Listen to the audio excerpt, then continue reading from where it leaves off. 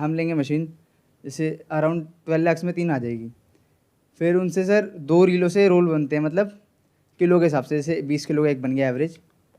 फिर हमारे पास पार्टियाँ होनी चाहिए जो हमसे खरीदें, वो बॉक्स खरीदे। उन पार्टियों को जैसे बॉक्स बनते हैं फ्लिपकार्ट के बन गए, और लोकल वगैरह जूतों के डब्बे बन गए, नमकीन आती है हल्दीराम के डब्बे वगैरह बन गए, काका जी के बॉक्स बन गए, वो फिर हमसे डायरेक्ट खरीदेंगे रोल, और वो आगे कुछ भी बनाए उससे हमें रोल भेजने हैं बस। टोटल इसमें कितनी इन्वेस्टमेंट है? 12 लाख रुपए की। और आप 3 ही मशीन क्यों लगाना चाहते हो, एक क्यों नहीं? नहीं मतलब एवरेज 3 होनी चाहिए, तो क्योंकि डिमांड होती है जो जैसे नाली उसमें होती है मिनी नैरो ब्रॉड, तो कोई कोई सिर्फ मिनी नहीं खरीदता ना, बॉक्स पार्टियों को ऑर्डर होते हैं इस हिसाब से बॉक्स के। तो आप बेसिकली इस मशीन से वो मटेरियल बनाओगे जिससे कि कोरुगेटेड बॉक्सेस बनते हैं, राइट? आप कोरुगेटेड बॉक्सेस नहीं बनाओगे, कोरुगेटेड रोल्स बनाएंगे, उसे रोल्स बोलते हैं, रोल से बॉक्सेस बनते हैं, राइट? तो आप सिर्फ रोल्स बनाओगे, उसके बाद जो प्रिंटर्स होते हैं, पैकर्स होते हैं, वो उसको बॉक्स में कन्वर्ट करेंगे with printing and everything, right? आपने कहा इसमें 12 लाख की इन्वेस्टमेंट है, तो क्या 12 लाख रुपए है आपके पास में इन्वेस्ट करने के लिए? हो वही तो सर आगे करना है। आपने पूछा था ना सर आगे किसको बिजनेस मॉडल किसके पास है? आगे मतलब कितने टाइम बाद का प्लान है ये? 4 to 5 years। 4 to 5 years। अभी आप क्या कर रहे हो? Sir accountant. अभी आप जॉब कर रहे हो, वहां से कितनी इनकम हो जाती है महीने की? सर 20। या इनकम छोड़ देते हैं, सेविंग्स कितनी हो जाती है महीने की? सर सेविंग्स में सर 10 कर लेता हूँ। तो 10,000 रुपए आपने सेव किया, दैट मीन्स 1,20,000 रुपए एक साल की, तो 5 साल में आपके पास में सेविंग्स आई 6 लाख रुपए। तो ये तो 6 लाख हुआ, बाकी कहां से आएगा 10-12 लाख रुपए में? अरेंज करेंगे ना सर, घर से बोलेंगे दे वगैरह, पापा दे दें क्या पता। पापा दे दें क्या पता, अगर पापा ना दें तो? बिजनेस मॉडल सर है मेरे पास अच्छा, और थोड़ा टाइम जैसे 5 से 10, लेकिन सर बिजनेस करना है आगे चल के। अभी तो एज 20 है, 30-40 में भी बिजनेस चलता है सर। माई क्वेश्चन इज कि अब ये जो आप कह रहे हैं कि 10-12 लाख की इन्वेस्टमेंट है, 10-12 लाख की इन्वेस्टमेंट किस में है? मशीनरी में है? Yes sir. मशीन आएंगी 10-12 लाख की? Yes sir. उसके अलावा जगह भी तो होगी ना? Yes sir. वो रेंट पे लोगे? हाँ रेंट पे लेनी पड़ेगी सर। वो रेंट पे लेनी पड़ेगी, प्लस कुछ लोग भी चाहिए उसको ऑपरेट करने के लिए? सर जो रॉ मटेरियल आता है, जैसे एक गाड़ी भी 7 लाख के अराउंड आती है, जैसे एक बड़ा ट्रक आता है, फिर उससे हम माल बना सकते हैं। 7 लाख की गाड़ी से अराउंड 25 लाख तक का माल बन सकता है। तो टोटल इस बिजनेस में अगर मैं कैलकुलेट करूं तो मिनिमम 30-40 लाख की इन्वेस्टमेंट तो हो ही जाएगी सर। 25 कह सकते हैं सर। 25 कहां से निकाला आपने? 12 मशीन, हाँ, एक गाड़ी रील की 8 लाख, ठीक है, 20 सर। लैंड तो रेंट पे होगा। जो आप लोग रखोगे, कितने लोग चाहिए आपको वहां पे काम करने के लिए? तो सर एक मशीन हैंडल करने में 2 लोग, तो 3 मशीन 6। सर जो एक सुपरवाइजर भी चाहिएगा? एक सुपरवाइजर, गाड़ी लोड करने के लिए 3 जने जो लेबर वगैरह हो गई, तो 10 लोग चाहिए। तो उनकी सैलरी हो गई सर, प्लस उस जगह का रेंट तो है ही। रेंट है सर। तो अगर आप कैलकुलेट करोगे तो महीने का जो खर्चा आपका बंद गया 2 लाख रुपए महीना, तो खर्चा कहीं नहीं गया। यस। और एक बिजनेस कोई रातों रात तो नहीं चल जाता है, नहीं चलेगा सर। और आगे आप किसी को माल दोगे तो वो कोई पेमेंट आपको कैश तो देगा नहीं, एडवांस तो देगा नहीं सर। उधार पे होता है सारा काम, और पेमेंट आती है 1 महीने 2 महीने 3 महीने बाद। यस। वो भी अगर माल में कोई डिफेक्ट निकल गया तो पेमेंट रोक लेते हैं। Yes sir. तो इसका मतलब आपको एक्चुअल में इस बिजनेस के लिए 25 लाख नहीं चाहिए, आपको कम से कम भी नहीं तो 40-50 लाख रुपए चाहिए अपने हाथ में रिस्क लेने के लिए। और ये 50 लाख रुपए इकट्ठा करने में आई थिंक आपको लगेंगे, अगर साल का 1 लाख रुपए आप सेव करते हो तो 50 साल। Yes sir. तो इसका मतलब हमारा जो बिजनेस आइडिया है या जो बिजनेस प्लान है वो कभी होने ही नहीं वाला है, वो सिर्फ दिमाग में ही रह जाएगा, एक्चुअल में प्रैक्टिकली पॉसिबल ही नहीं हो पाएगा। और अगर हो गया तो उस सिनेरियो को भी देख लेते हैं कि कहीं से लोन उठाया या कहीं से कोई प्रॉपर्टी बेच करके अपने घर वालों की या पुरानी कोई प्रॉपर्टी है उसको बेच दिया या गिरवी रख दिया और फिर हमने कर लिया इसको। तो भी आप मुझे ये बताओ, इस तरह का काम करने वाली कितनी फैक्ट्रीज है? इतना तो आपने रिसर्च करी होगी, एक जगह पे तो आप ऑलरेडी काम कर रहे हो, और उसके अलावा और कितनी फैक्ट्रीज होंगी? सर जिस जगह मैं करता था, मतलब काम जिस एरिया में, वहाँ से अराउंड 3-4 फैक्ट्री बस। दिल्ली एनसीआर में तो बहुत होगी। Yes sir. अब जब इतनी सारी फैक्ट्रीज ऑलरेडी एग्जिस्ट कर रही हैं, और आई एम अज्यूमिंग कि उनमें से बहुत सारी फैक्ट्रीज बहुत पुरानी भी होंगी, यस सर, जिनका काम ही यही है और जो बहुत टाइम से कर रहे हैं, जिनके पास में बहुत पैसा है लगाने के लिए, मार्केट में उधार देने के लिए भी बहुत पैसा है। Yes sir. कि अभी जहां पे जिस फर्म में आप जॉब कर रहे हो उनके पास में पीछे से बहुत पैसा है। सर बहुत है सर। तो वो बहुत आया क्यों? क्योंकि वो बहुत पुरानी फर्म होगी, यस सर। मार्केट में ऑलरेडी उनकी एक रिलेशनशिप बनी हुई है। उनकी ये दूसरी फर्म है और ये उनकी मतलब सेकंड फर्म है, एक उनकी ऑलरेडी है, ये उनकी सेकंड है। तो व्हाट दैट मींस इज कि they have got deeper pockets, यानी कि वो मार्केट में ज्यादा उधार दे सकते हैं, ज्यादा बड़े लेवल पे गेम खेल सकते हैं, और उनके पास में मान लो 5-10 करोड़ रुपए है तो वो इस बिजनेस को ज्यादा अच्छे से कर सकते हैं। सर तो एक्चुअल में इस बिजनेस में प्रॉफिट कमाना आपके लिए इज नेक्स्ट टू इम्पॉसिबल। ये समझना बहुत जरूरी है, क्योंकि कई बार क्या होता है कि हम कहीं पर कुछ देख लेते हैं, मान लो हमने कहीं पर जॉब करी, हमने देखा कि भैया यहां पर तो बहुत कमाई है, पीछे से इतने का माल आता है, आगे इतने का बेचते हैं, बीच में 30% का सूखा सूखा प्रॉफिट है। वो सूखा सूखा नहीं है, उसके पीछे बहुत बड़ी इन्वेस्टमेंट है, बहुत बड़ा रिस्क है, तब जा करके वो पैसा आता है। और उसके पीछे जो एक रिलेशनशिप है वो बहुत मैटर करती है। क्योंकि मान लो मैं एक बहुत बड़ा ब्रांड हूं जिसकी रिक्वायरमेंट है इस तरह की कोरुगेटेड बॉक्सेस की, तो मैं तो आपसे डायरेक्टली डील नहीं करूंगा, कोई ना कोई प्रिंटर आपसे डील करेगा। अब उस प्रिंटर के पास आप जाओगे तो आप अकेले नहीं हो, आपके जैसे 10 लोग और जाएंगे उसके पास में, उसके पास में 10 ऑप्शंस हैं। तो वो क्या करेगा, वो आपको कहेगा ठीक है आपको माल देना है, दे दो, यूज करेंगे, अगर बढ़िया हुआ तो पैसे ले लेना। उसके बाद आप 2 महीने बाद पैसे के लिए फोन करोगे, हाँ दे देंगे, पैसे कहां भागे जा रहे हैं। मैं आपको प्रैक्टिकली बता रहा हूं क्या होता है दुनिया में। बहुत सारे लोग ऐसे होते हैं जो अपना जो काम है वो ईमानदारी से नहीं करते हैं, क्योंकि उनके अंदर लॉ एंड ऑर्डर का कोई डर नहीं है। उनको पता है आप उनका कर क्या लोगे, केस करोगे, कर लो, 5-10 साल तक चलता रहेगा केस, और केस करने के लिए फिर आपको पैसा चाहिए। उसको तो कुछ भी छोटा सा पॉइंट पकड़ना है आपका, आपने 20 रोल उसको सप्लाई करे, एक रोल में बोल दिया ये देखो प्रॉब्लम है, और हो सकता है एक्चुअल में हो प्रॉब्लम, और वो उठा करके आपको दिखा दिया और बोला कि माल उठा लो वापस। 19 रोल के पैसे रोक लेगा वो पूरे, वो सारे ही पैसे रोक लेगा।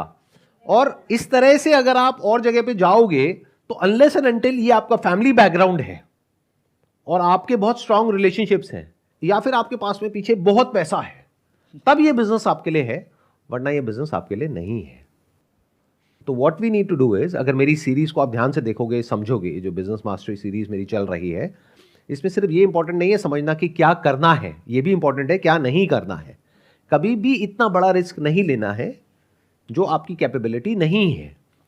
इनफैक्ट किसी भी बिजनेस को अगर आपको शुरू करना है, अगर आपका फाइनेंशियल बैकग्राउंड अच्छा नहीं है, तो 1-2 लाख रुपए, मैक्सिमम 5 लाख रुपए से ऊपर का रिस्क नहीं लेना है, टोटल सब कुछ मिला करके।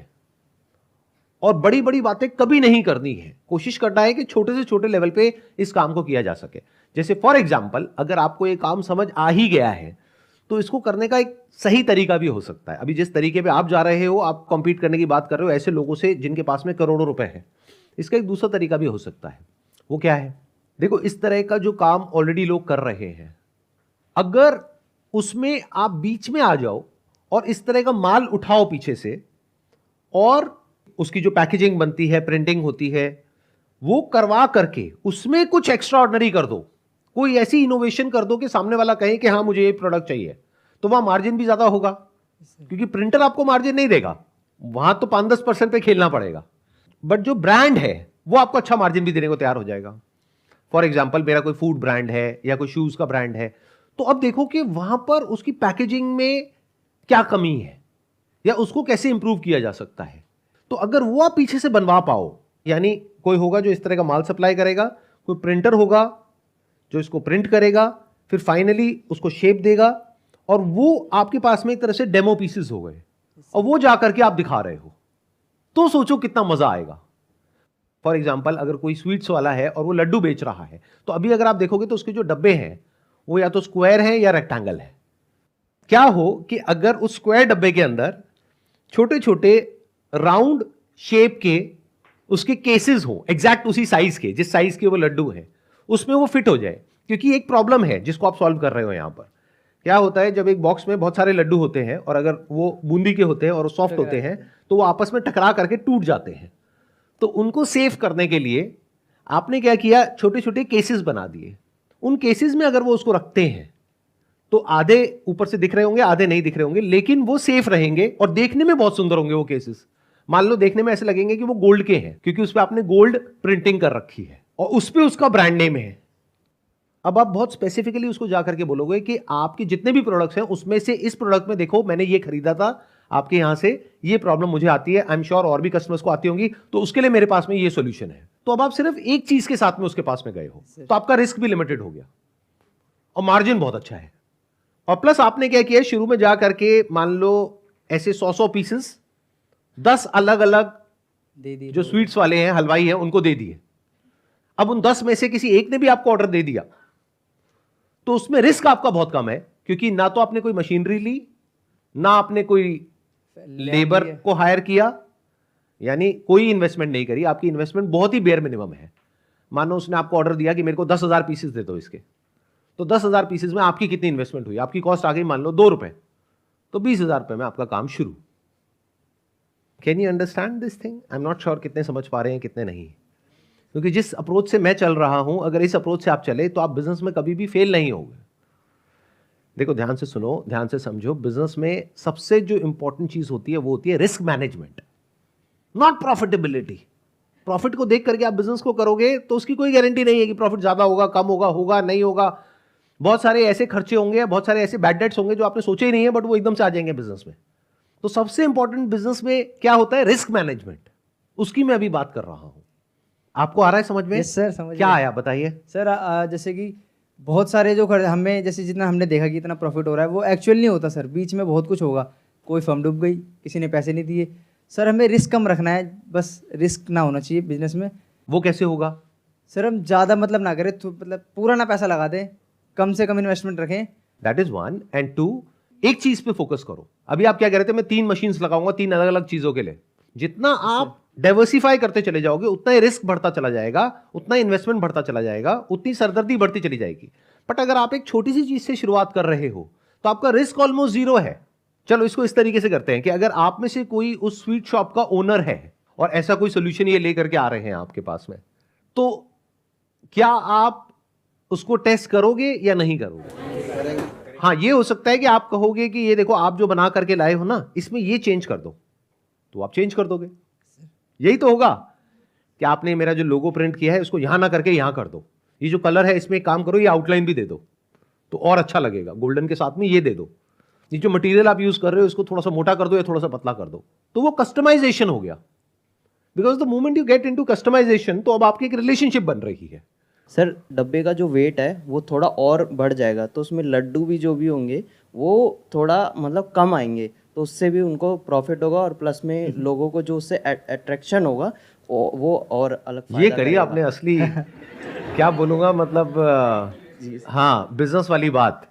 जब वो वहां पे उसको रखेंगे तो डब्बे में उसका जो वेट है वो बढ़ जाएगा, तो अल्टीमेटली उनकी कॉस्ट नहीं बढ़ी, बिल्कुल। क्योंकि वो वेट में इंक्लूड हो गया, क्योंकि कोई उसको निकालेगा तो है नहीं। कोई कस्टमर ये तो नहीं कहेगा कि यार इसको हटाओ फिर आप वेट करो, कोई बहुत भारी तो है नहीं। तो अगर उसका बहुत हल्का भी वेट है लेकिन बहुत सारे हैं, तो सबका मिला करके जो वेट होगा वो जो लड्डू की कॉस्ट है जी उसके इक्विवेलेंट होगा या उससे भी कम होगा। तो हो सकता है उनको या तो नो प्रॉफिट नो लॉस हो, या हो सकता है इसमें प्रॉफिट ही हो जाए। जी बिल्कुल। आपकी कहां पे दुकान है? कोई दुकान नहीं है सर। कहीं नहीं है? नो सर, मैं जॉब करता हूँ। अच्छा, आप जॉब करते हो, लेकिन बड़ा सही आपने एक वो निकाला इनसाइट। हाँ, आप बताइए। कस्टमर्स किसी मान लो अपने रिलेटिव्स में जाके देंगे तो वो उससे इंस्पिरेशन होंगे कि हाँ ये मिठाई वाला यूनिक पैकेजिंग करता है तो हम इससे ही लेंगे। ध्यान से समझो, जो पैकेजिंग है that is as important as product. और इस बात को हर वो इंसान समझता है जो ब्रांडिंग को समझता है, मार्केटिंग को समझता है। तो आप क्या कर रहे हो? उसकी पैकेजिंग को एनहांस कर रहे हो, यानी कि उसके प्रोडक्ट को एनहांस कर रहे हो, कस्टमर के एक्सपीरियंस को एनहांस कर रहे हो। अगर इस तरह से आप कर पाओ तो बहुत छोटी इन्वेस्टमेंट में, मानो 10-20 हजार रुपए में आपका काम शुरू हो गया है। टोटल रिस्क आपका जो है पूरे बिजनेस में वो 20-30 हजार रुपए का है। प्रॉफिट आ गया तो 20-30 हजार का सीधा लाख रुपए हो जाएगा।